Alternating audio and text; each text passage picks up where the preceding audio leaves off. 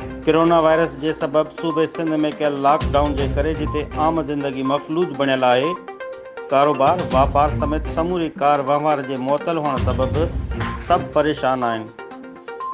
उते आबादगार तबक़ो सख़्तु परेशानी खे मुंहुं ॾेई रहियो आहे। कणिक जो फसल तयारु आहे ऐं थ्रेशरनि वसीले कणिक कढराई पई वञे, जेका ज़मीनुनि में पियल आहे।